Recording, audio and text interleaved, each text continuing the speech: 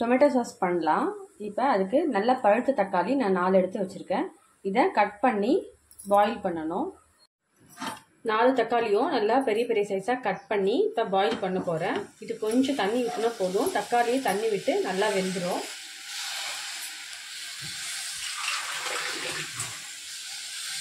நான் ஒரு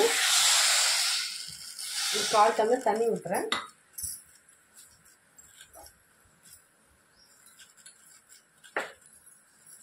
நல்லா வேகட்டும். வெந்த பிறகு மிக்ஸியில் அடித்து ஜூஸ் எடுத்துக்கலாம்.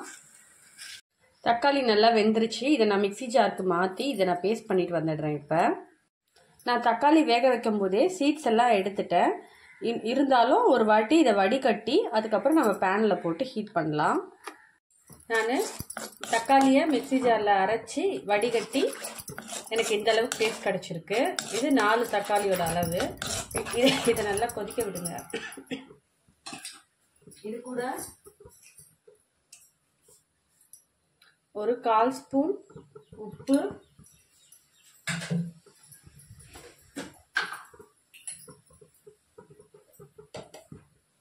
அதே ஸ்பூனில் ஒரு 1/4 ஸ்பூன் மிளகாத்தூள்,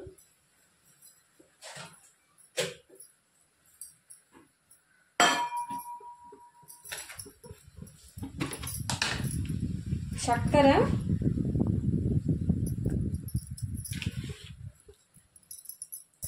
மூணு ஸ்பூன், இதெல்லாம் போட்டு நல்லா மிக்ஸ் பண்ணுங்க.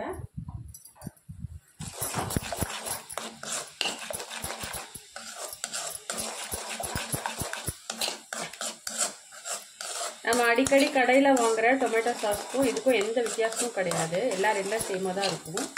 நம்ம இப்படி பண்ணி இதை ஒரு கிளாஸ் பாட்டிலில் ஸ்டோர் பண்ணி ஃப்ரிட்ஜில் வச்சுக்கலாம்.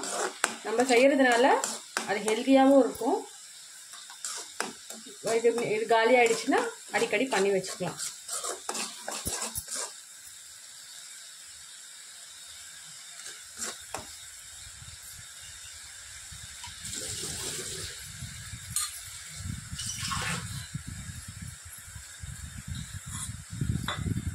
வினிகர் ஒரு ஸ்பூன் ஆட் பண்ணுறேன்.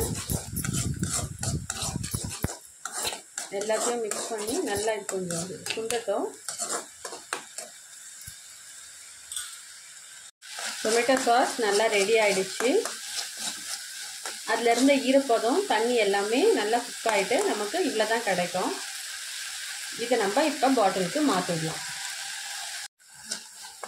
டொமேட்டோ சாஸ் நமக்கு ரெடி ஆகிடுச்சு.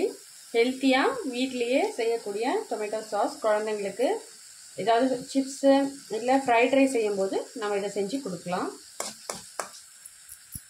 நீங்களும் ட்ரை பண்ணி பாருங்கள். ஹெல்த்தியான ஹோம்மேட் டொமேட்டோ சாஸ் ரெடி. இதை நீங்களும் ட்ரை பண்ணி பாருங்கள்.